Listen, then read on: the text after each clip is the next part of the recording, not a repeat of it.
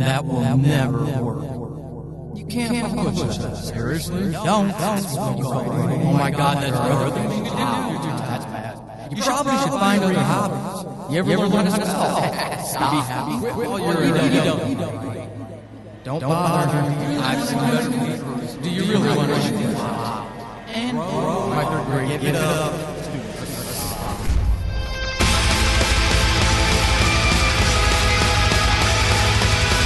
Welcome to Horrible Writing, the rawest, most candid, in-your-face writing show on the interwebs because none of us have time to suck. Let's do this. Welcome to Horrible Writing. I am your host, Paul Sading. This time I've got a very special guest. We're going to step outside of the traditional interview style or the interviewee that I've normally done in the past on this show, because this person is responsible for an incredible acceleration in my own writing journey. And I am not an affiliate of his. I'm not a financial benefactor of his. I'm a customer of his, and it's something that he's put into the world that has improved my writing life 10, 20, 30-fold. And I just had to talk to this person and pick his brain on a couple of things. Who I have with me is none other than founder of ProWritingAid, Chris Banks. Chris, welcome to Horrible Writing. Thanks, Paul. It's a pleasure to be here. I am very excited to chat with you today. One, because again, like I said in the intro, you're responsible for greatly improving my enjoyment in the writing craft. And then two, when I talked to you about topics that we could do, one of the ones that jumped to the front of the conversation was work-life balance, which is incredibly important to me on the professional side.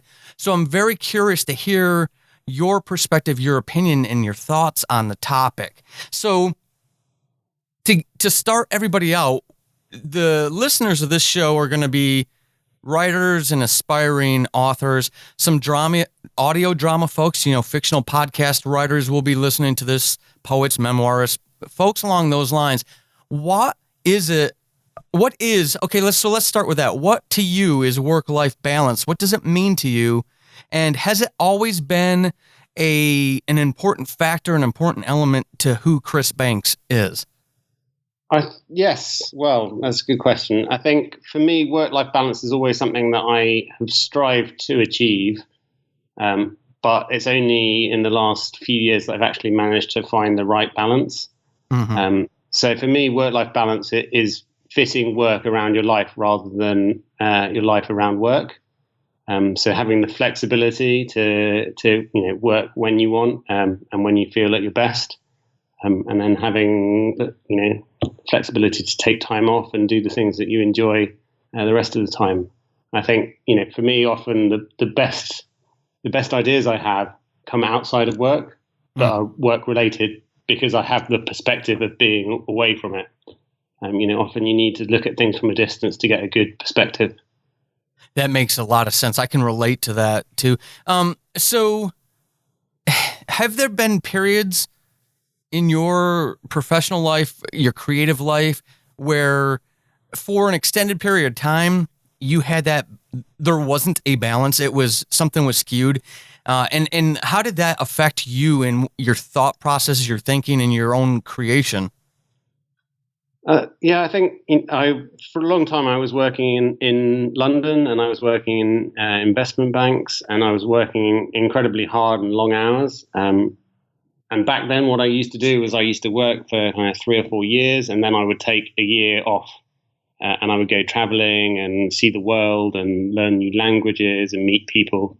And then I would have to come back because obviously I'd run out of money, and then I would do the same. But I don't think that really worked as an attempt at work-life balance. Mm-hmm. I think it was my first kind of iteration at trying to achieve it. But it didn't really work for me in the end. And so it was only once I started ProWritingAid that actually I managed to achieve what I have now, or what I feel I have now, which is a really good balance between my work and my life. And so that only came by, being able to work for myself and work, effectively work for somebody who had the same attitude. but now the company has grown, and we've got numerous employees in various countries, and I try to give everyone that works here exactly that same opportunity, to fit their work around their lives. Mm-hmm. So, for instance, we've got one employee who's in Thailand at the moment, and she's just taken a week off to do a silent retreat in a Buddhist monastery. But this week she's back at work. Mm-hmm. So I think, for me, that's the important thing. Sometimes I wake up really early in the morning at sort of 5, 6 o'clock, and I just, have got great ideas, and I get going and I start working, and by 9, I've achieved more than most people do in a whole day. But if I was working in an office, I wouldn't be able to do that. Right. With that, you bring a great question. Well, I shouldn't tout myself like that. You brought a question to my mind because of your great comment that made me start thinking about this. You talked about working in the finance sector, working a couple years, taking a year off, and you believe that was your first iteration at trying to achieve work-life balance. For you, in your opinion, because you've created this mindset and you encourage the folks at ProWritingAid to grab it as well. So I'm going to make the assumption that you are an observer of human behavior as well. So when you're looking at your employees and other people in your life who are trying to achieve this work-life balance, do you feel it's individual, or do you feel like there's at least a core structure, core tenets that people who want to achieve this need to build around, or is it pretty much down to the individual, do you feel? Well, I think firstly, it's a very astute observation, because I actually studied psychology at my degree. But I do think that you really have to look at individuals. I know a lot of people for whom going into an office 9 to 5 every day of the week is absolutely fine. Mm-hmm. And they really, enjoy that structure. But for other people, they don't. Their hobbies, their family, they just don't fit into that structure. Maybe they can only work a couple of days a week because of family commitments, or they've got some other project that they're working on. Maybe they're an artist or like a writer as well, and they want to only work part time. So I think you really have to take it on an individual basis. And I spend a lot of time trying to really get to know each of our employees and trying to understand what it is that's important to them and where they want to go in their lives. Mm-hmm. And how we can help them to get there, and what support we can give them. That is really commendable, sir, and I mean that in the most genuine, serious way too. It's refreshing to hear that you invest that kind of time in folks. I teach my listeners, a lot of my fans and readers will know this because of the podcast, and I teach professionally still to this day for the Department of Defense, for the U.S. Department of Defense, and we don't have that kind of investment by leaders necessarily across the board. So it's so refreshing for me to hear you say that you invest in your people like that. Yeah, well, I think one of the hardest things in running a business is actually finding great people to work with. Mm-hmm. So it seems very short-sighted to me, but I know it happens a lot that once you've found somebody, you spent all of this effort recruiting them, you then ignore them. Right, right. And in some cases even actively drive them out of the company. Mm-hmm. Yeah, no, I don't get it. So, it's really refreshing. What was it? Is there one driving motivator, one driving factor, or was it an influence like a mentor or someone in your early life that has you so focused on trying to achieve this balance? Some people, and I ask that question because I just, we all come from a different place in life. We all have our own filter on the world because of our upbringing and whatnot. And some of us don't make that connection that it is achievable, that it is even, heaven forbid, desirable to have a balance to your work and your life. So can you pinpoint that maybe in an effort, and I asked the question, maybe in an effort to help listeners who are struggling to understand why we're even talking about this and why it's so important, because maybe they didn't have a parent or a role model explain to them, hey, don't work yourself into a early grave. So was there something that motivated you, a desire or a yearning, or was it an influence? I think for me, actually, the thing that's really motivated me is the fact that I've had outside interests. So it's always been outside interests that have promoted me to establish that work-life balance. So, I think I've always really enjoyed my work as much as possible, but it's never been the kind of be-all and end-all of my existence. Even running ProWritingAid, which is for me like, my dream job, I still have outside interests. I play tennis, I go running, and I have things that I want to get better at. So, for instance, one of the things I'm really trying to improve at the moment is my level of Spanish, because we moved to Spain about 5 months ago. So it's those outside interests and a desire to improve my level on those outside interests that I think naturally leads into having a work-life balance. But obviously, I think as well, for me, one of the most important things in my life was obviously my wife. And so spending time with her is also incredibly important, and fostering that relationship, because I think she is the perfect counterfoil to any frustrations that I'm experiencing professionally. Yes. I totally get that.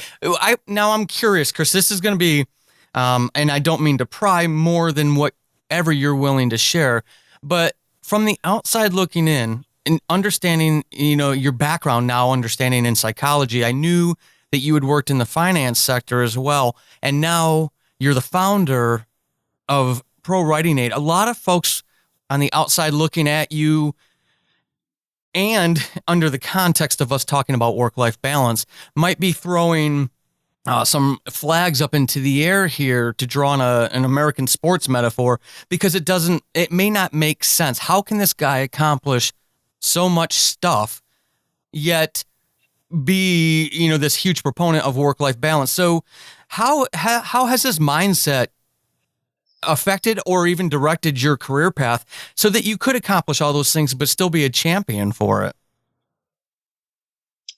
Well, I think the key thing for me has always been the support of other people. Okay. And so whether that's, me individually working with somebody to help me improve something, so, in kind of a coaching role, I think whatever you're trying to achieve in life, having a coach alongside you to kind of structure you and guide you and give you a different perspective is really important. And similarly, when you're running a company, having employees there to kind of, to magnify your effort, but also to come up with great ideas as well. No company is the result of one individual's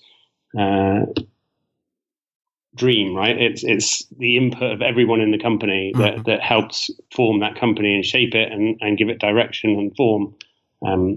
So for me, it's always been working with other people, and that at the end of the day is how I've achieved what I've achieved, on the shoulders of other people. That is great, and I love how you frame that, on the shoulders, not on the backs, not walking on people.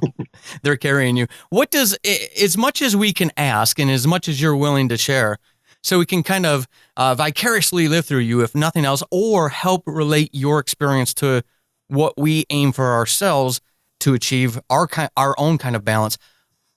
In a day in the life of Chris Banks, founder of ProWritingAid, what does it actually look like? What does this work-life, or maybe a week, because to reduce it to a day might be too difficult, but to a normal week for you, what does that look like for us on the outside looking in? What would we see? You would see quite a lot of sports. You would see quite a lot of work, but interspersed. So I tend to work in kind of shorter spurts. So obviously, I think when you're running a company, you kind of have to have two modes. You have to have a creative mode and you have to have a transactional mode. So you need, for the creative mode, obviously you need kind of like a dedicated period of time, which is set aside specifically for thinking, for writing, for creating, that's completely uninterrupted. So I try and use my mornings for that. And then obviously there's a lot of responding to emails and that kind of thing, like having meetings. And those are kind of very transactional. I try and do all of that in the afternoon. So by creating that space to have the creativity, in the mornings so I can actually get it done without interruptions. But again, that's only something that I've kind of iterated to over time. And if I accidentally disrupt my creative time, then it's not very easy to get just lost down a rabbit hole. Mm-hmm. And so you have to be very strict on yourself to have that. And I think for me, well, there's a lot in common between running a company and being an indie writer. An indie writer with a book is basically a product. It's the idea that you've spent time creating. It's your baby that you're giving out to the world. And you also have to think about, all of the things that somebody who's running their own company has to think about in terms of marketing and PR and sales and finance and all of those things. So I think it's quite important for everyone who is trying to kind of promote their books as well to try and think of having those two different types of time.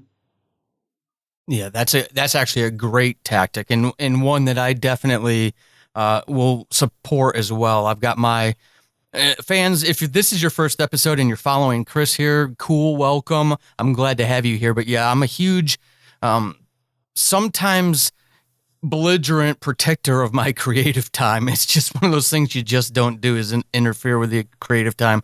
And I have to have that discipline, like you're saying, Chris, or I'll get distracted by the million distractions of life and the necessities of working. So hearing you say that, and understanding obviously where you are in life, inevitably there's someone who's going to be listening to this that says, hey, that's great for Chris, but he gets to live in Spain where everything's cool and relaxed. And that's not my life. I've got work and kids and, home obligations, and I just can't do this. So what were some of the challenges that you yourself found in trying to create that work-life balance? And what did you do? Tips, tools, tactics. What did you do to overcome those challenges?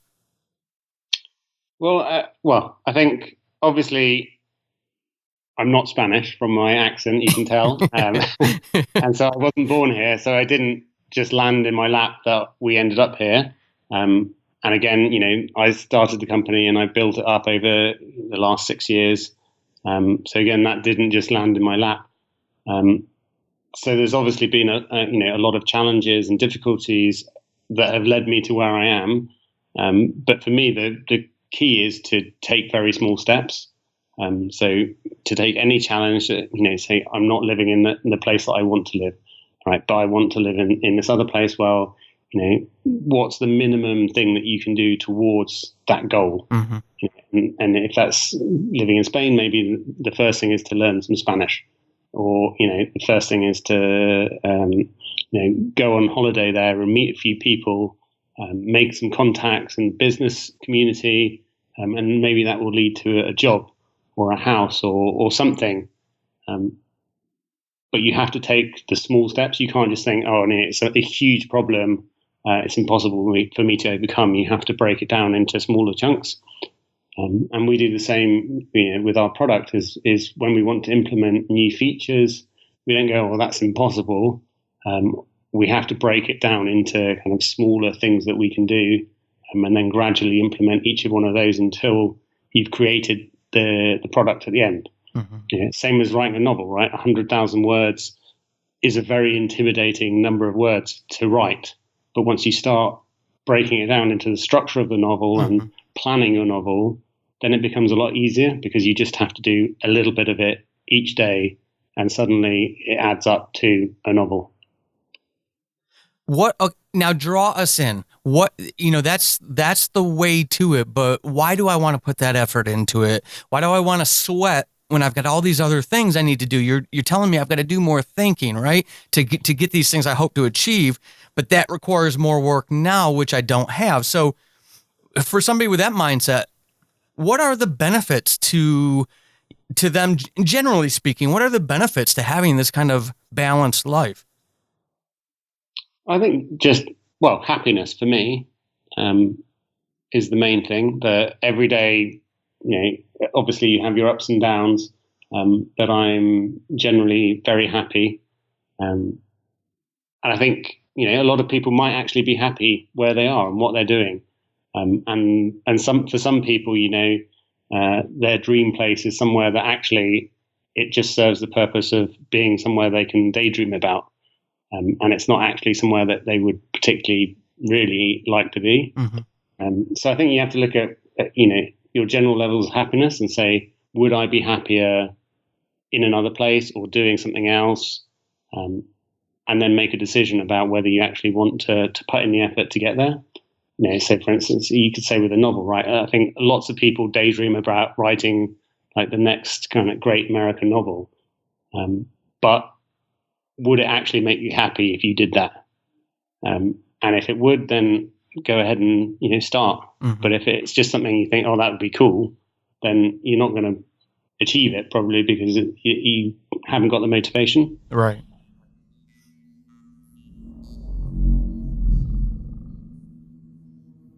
No. Andrew blinked, an unreadable expression on his face. He bit his lip, looking every bit of someone bothered by his own thoughts. I get it, you were young, and dogs are pretty cool. I'm biased, not much of a cat person because they make for lousy company, but I love dogs. I can understand where you're coming from. Hey, this may be good news for you then, but those reports, they're not all I have for you. Oh? Yeah. Andrew pushed back from the desk and stood, grabbing something off the table behind him and laying it on the desk in front of Jared. It was a map of the mountain. If you'd like, I can take you to the site. Where these people saw the Sasquatch? Andrew shook his head. No. Where I did. This excerpt is from my debut novel, Chasing the Demon, available on Amazon in ebook and paperback. If there was one thing, and this might be a tough one because I'm still thinking about it, and I wrote this a while ago, but when we're thinking about work-life balance, do you feel there's the aspect or the thing about work-life balance that people don't get, they don't understand, but if they did, it would be a life changer. It would flip the paradigm for them, and the light bulb moment, whatever we want to call it. What would that one thing about work-life balance be? That is a good question. And I warned you, it's tough because I'm still... Yeah. Well, for me, I think the fact is that if you have more flexibility and you have a better balance between your work and your life, you actually get a lot more done. So, for instance, harking back to what I said about getting up at 5 o'clock in the morning and working for 4 hours and achieving loads, because you've got the flexibility to work when you're inspired and when you're motivated, you achieve a lot more. So I think I work probably less now than I did when I was working like full time in London. Not a lot less, but probably a little bit less, but I achieve so much more because I'm happier, because I can work when I want to work, and because I can spend time doing the other things in my life that I love doing. And I feel, and correct me if I'm wrong, but I have a feeling you're not going to have to correct me. I have a feeling that your outlook, your mindset, even your reaction to this, your cognitive, emotional reaction to it, that filters down throughout the ProWritingAid organization. Just for candid insight, listeners, Chris wasn't the one I directly went to. I actually was talking to his director of marketing, and she happened to mention interviewing Chris. And Chris, I'll tell you, even in my early conversations with Lisa, it was evident to me that what you and I are saying what you're saying right now is mirrored by the employees in ProWritingAid. Do you feel that is a result of your recruitment, your mindset, maybe a combination of both? What is it that helps you extend this to those circles around you? I think that's really interesting. So when we recruit, I'm always very aware that you shouldn't try and recruit people who are too similar to you. because you just end up reinforcing your own kind of biases. So I try to be as diverse in recruitment as I possibly can. So I wouldn't say that I actively recruit people who desire flexibility. I think maybe once people are given flexibility, they start to realize how useful it is and how much more that they can achieve, and then they become big advocates of it.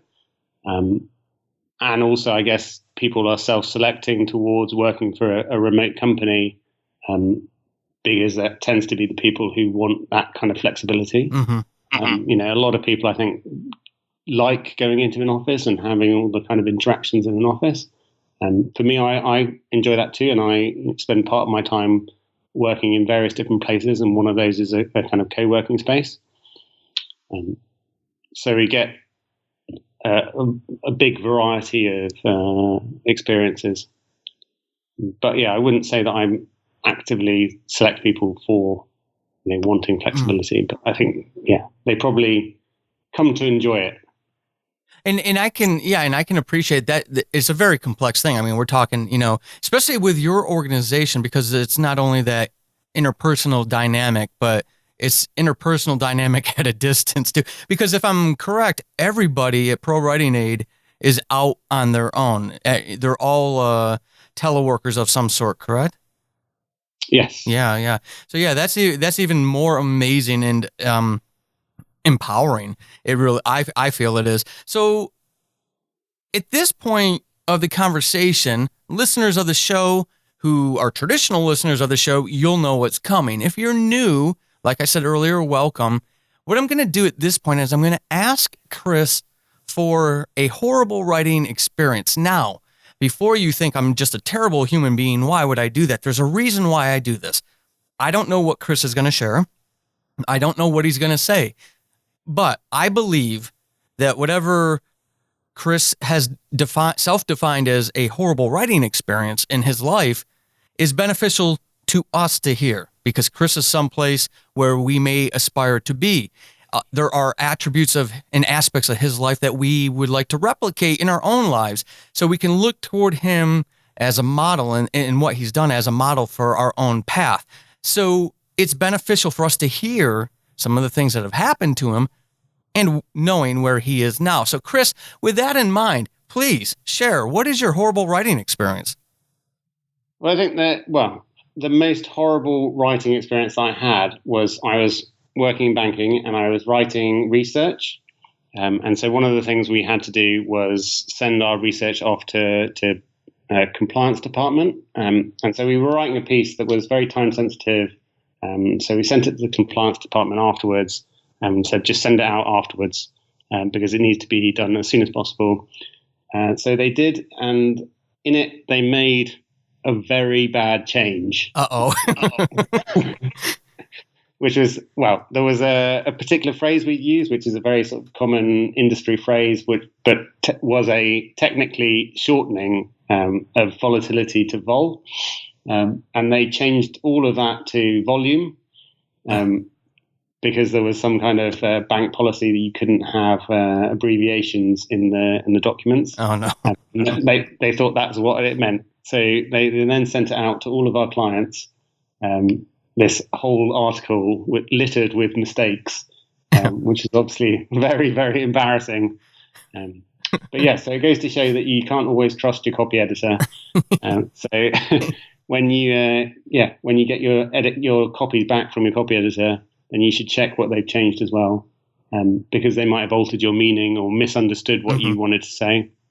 Well, and I think that is an important message for especially most of the listeners, or a vast majority of the listeners of the show are still early in their writing journey, aspiring author types. And some of us, I've seen these conversations where some of us have this opinion that the editor is the be-all, end-all for our books, especially because we're new, right? We don't have that confidence. We haven't truly found our voice yet.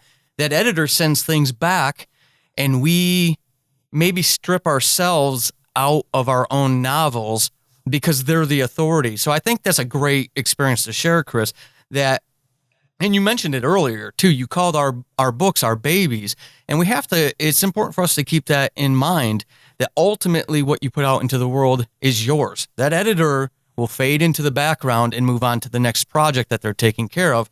But that book out there on Amazon or Barnes and Nobles or Kobo, wherever you've got it, that baby is yours forever.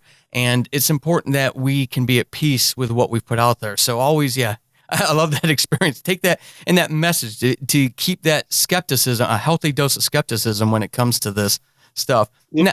And I think the same goes for anything that you get as feedback from ProWritingAid as well.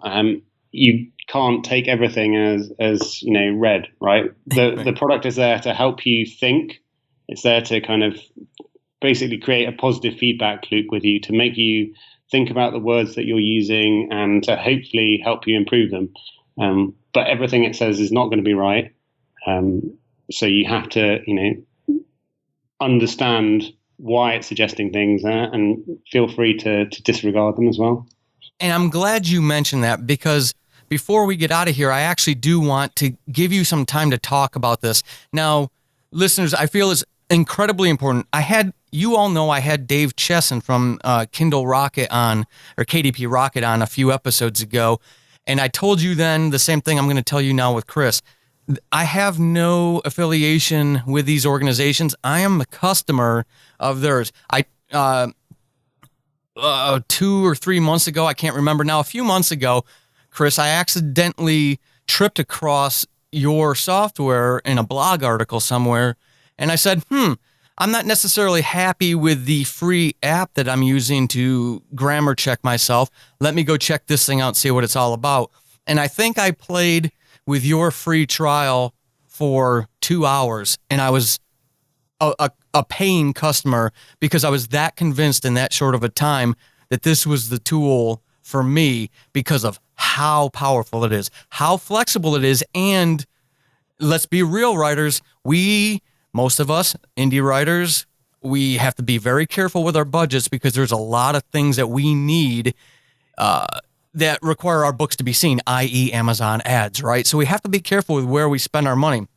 Chris, I would love to give you some time to actually talk about the evolution of ProWritingAid, what it is, what it can do for authors. I know you mentioned earlier a little bit about your background, and I believe that's kind of where the program started, right? Was in your old career. Yeah, exactly. And so I think one of the interesting things is you can be a really good writer in one genre, but not in other genres. Mm-hmm. People often say, if you can write really good research, why can't you write really good novels? I mean, for me, that's like saying, if you can write really well in English, why can't you write really well in Spanish? Right. A different tone of voice and a different style is, just smaller changes than a different language. Because a different language, all you're doing is you're changing the words and you're changing the syntax. For me, when I started writing more creatively, I found it very difficult. And I think one of the things that, for me with writing, is very hard to know how to improve your writing. To analyze, like, what are the things that I can do to improve? Mm-hmm. So, for instance, with other things, it's often a lot easier to understand. I'll take tennis as something I enjoy as an example. With tennis, you can say, right, okay, we've got different shots. We've got forehands, backhands, slice, serve, volleys. So you can say, right, okay, I'm this good at each one of those. This is my worst area, so I'll work on that next. And it's quite easy to kind of structure a plan to improve. I think with writing, it's a lot more opaque. It's a lot harder to say, what is it that I am bad at, and where is it best for me to try and improve. Mm-hmm. So one of the kind of key aims that ProWritingAid has is to kind of try and surface to you some of the issues in your writing, to make you think about what you're doing in your writing, and to make you aware of some of the tools that really good writers use that you might not be aware of. So things like a good writer will use a wide variety of sentence lengths. They'll use some very short ones, and they will use longer, more flowing ones as well. but this isn't obvious to a novice writer. Mm-hmm. So one of the things is we have a sentence length report that shows you a graph of exactly how long all of your sentences are, and tries to say whether you should try and vary more sentences. It also looks at things like commonly overused words. So these are the kind of crutches that inexperienced writers tend to fall back on, and the mistakes that they typically make. And we try and link those to published writing in each particular genre, and say, okay, well, look, you might want to try and look for more variety, and remove this specific category of words. In fact, we're just about to do one, add a new report to do with sentence starts. So the idea is that there's lots of different ways of starting a sentence. You can start it with like a walking along the street, an ing word, or you could start with the subject, or you could start with what we call a subordinate clause, like if, blah, blah, blah. But people tend to start just with the subject in a lot of cases. So what we're going to do is this report will show how many sentences you have of each type, kind of each structure within your writing, and it will show you how many there are in published writing. And so it can say, well, okay, maybe I'm overusing this particular syntax, or I'm not using this one at all. So maybe I should try adding that to my writing to get a bit more variety. So each report is aimed at a particular aspect of writing, and helps you to kind of ask yourself questions. Am I doing something wrong here? Can I improve this area? And if the answer is no, then that's great. Right? It's done its job. You're happy, Mm-hmm. And you can move on to the next report and say, all right, can I do any improvement here? So we're trying to give you tools to see where you can improve yourself as a writer, but also individual pieces of writing. And over time, you become more aware of these things. And you'll start to do those things automatically. Mm-hmm. And that's why we like to describe it as a writing coach, because it will help you understand yourself better and your writing better, and it will help you improve. And I said, for me, coaching has always been very important, whether that's learning tennis or climbing or Spanish. But I think it's also really important for writing. Yes. And I think, for me, a lot of people say, oh, why would I need that? My writing is good enough already. I'm saying, if you look at the best performing individuals in the world, whether that's, top sports people or CEOs of major companies, they all have some kind of coaching. So I think it is useful for everyone at whatever level you are. Mm-hmm. I completely agree. And one of the things that I don't know what your thought was behind it, but I've got a couple things for you. So, listeners, again, I'm kind of geeking out here because I'm a fan of what Chris has created. So, just for your edification, one of the things Chris talked about that I enjoy because it provides that flexibility is when you go into the program, you get to choose between 7 different writing styles, from creative stuff to academic to business, even stuff on the web or casual. So you get to tell the software kind of what you want it to look for. And Chris, in that aspect, you talked about the reports, which again, flexibility. I can narrow it down to overused words and phrases, or I can go to that, if I'm a data geek like I am, I can go to that overview where it's just this wealth of an overview analysis of the piece that I put in there, which is incredibly empowering to a writer trying to always improve. And one of the neat things you did was, okay, full disclosure here, listeners, I overwrite. I told you that in an episode a couple weeks ago. That's one of my great failings, is first draft is incredibly overwritten. And I don't even use your tool, Chris, until I've gone through 2 or 3 edits to scrub out all the crap. So I put at least the cleanest thing I can put into ProWritingAid. And one of the neat things you do is that color coding feedback that gives people like me, visual learners, a very effective delivery of what I need. I don't need you to give me an in-depth analysis with squiggly lines necessarily. It helps, but what ProWritingAid does in that aspect, one of the things I was not aware of was the flow of easy to moderate to difficult to read paragraphs. And that's, I think, one of my favorite elements of ProWritingAid. I did not realize, I mean, you can have, this is what Chris has been saying about, hey, it's a coach, it's a tool to help you. It's not this grammar police telling you what you need to do. So you can have a difficult to read paragraph and it may be appropriate and it may be very effective for your aim. But when you have 2 in a row, 3 out of 4, 5 out of the last 10 paragraphs that are all difficult to read, you might have a problem on your hands. What was your thinking, including tools along those lines, Chris, with all that flexibility?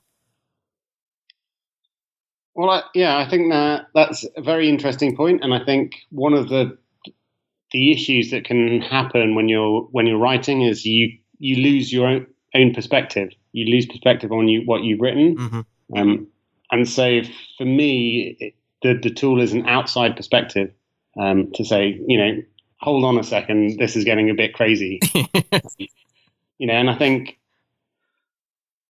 writing is full of rules, but those rules are very flexible. You have to be able to rip up those rules in the right places. The rules are there to kind of give you general guidance and to try and point out things that people generally make mistakes on, but they're not cast in stone or cast in iron. I think one of the great things about the tool is its ability to give you perspective by being a computer, right? It's not guided by emotion. And it can do the things that computers do really well, which is, look at counts of things. Say, for instance, the readability one looks at things like the amount of syllables in words, and it can quickly show you where you might have a problem. I think one of my favorite ones is the sticky sentences, which basically is where you have a sentence where there's too many glue words. Interestingly, in research, this was one of the really important things for us, because we were always writing and we had to fit the text into a particular number of pages. One of the things we spent an awful lot of time doing was deleting. So we'd actually probably spend about twice as long deleting words as we actually did adding them. So that's a very artificial exercise almost, and not one that a lot of writers would do. But if you did it, you would find that you can generally delete a lot of words from sentences, and the end result is a lot easier to read and much more enjoyable. So the sticky sentences is about helping you to see the sentences that have unnecessary words in them, and helping you to think, maybe I can change this, maybe I can improve the sentence. I'm kind of partial to the diction and the echo tools. I like those a lot because I didn't realize how the echo has probably been a lifesaver for me for the last 2 books that I published. I'm not going to lie. Beyond a doubt. Hey, one of the things, Chris, if you can let folks know, one of the great sell points for me as a customer was ProWritingAid's usability across different platforms. Can you speak to that real quick before we get out of here? Where does this tool work in? Yeah, I think, for us, that's always been one of the really important things, is that everyone has their different writing environment that they like to write in, that they're comfortable writing in. And that might be different depending on if you're writing a screenplay or if you're writing a novel or you're writing a blog article. So we've always tried to make ProWritingAid usable everywhere. Obviously, that's not always possible with the kind of software compatibility. So we have plugins where possible, so for Microsoft Word and for Google Docs. And then we have plugins for browser extensions for Chrome, Safari, Firefox coming soon. And then for other products where we couldn't specifically plug into them, like Scrivener, I think is a very important one that is used by a lot of writers. We've created a desktop app. And what that does is it uses the file format and it loads it up into our editing environment, and it allows you to make all the changes and then save it back to your original Scrivener document with all your styles still working, which is a problem that a lot of people have, is copying and pasting and losing styles. Yep. Is a bit of a nightmare. So we've tried to make it as easy as possible for people to do that. Yeah, I think that is probably one of the most genius things. And, I told Lisa this when I talked to her. I shared it in the podcast Facebook group that I have. And one of the people who ultimately ended up going and getting it said that very same thing. The fact that you all did that linkage with Scrivener was the sell point. And anybody who's ever tried to copy and paste and then go recheck stuff to make sure that styles and fonts remain, you all know you don't have time to be doing that stuff. And this thing it just transparently does it. It's magic. It's absolute. Chris, you've created magic in the modern world. It's a beautiful thing. So now that everybody has had a chance to kind of get to know you a little bit, and you've shared such a wealth of information from them, they might want to go out onto the internet and see where they can follow you along for any kind of updates or anything that you've got going on that you would like to share with the world. So how can they best find you out there?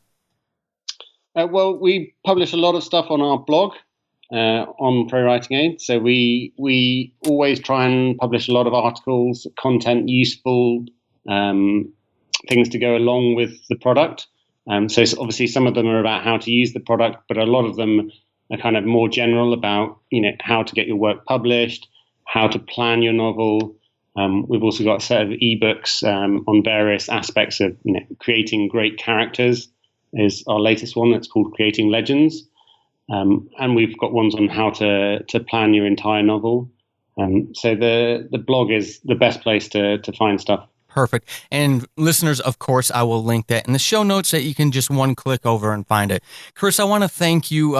It's your evening over there, which I think evening in Spain is basically early morning for anybody else in the rest of the world, right? So yeah, exactly. I mean, it's 7 p.m., but we probably won't eat for another 3 hours. That just kills me. I will never be able to wrap my mind around that. That is awesome. You have been absolutely wonderful, Chris. I really, really appreciate you taking the time to come on the show and share this much about you, your perspective, your life. It's been an absolute joy. Thank you so much. It's my pleasure, Paul, and thank you for having me. This has been Horrible Writing, and hopefully after this episode, you suck less than you did at the beginning. I am Paul Sading, your host extraordinaire. You can find me over on the Twitterverse @WritingHorrible and over at paulsading.com/horrible-writing. Until next time, suck less.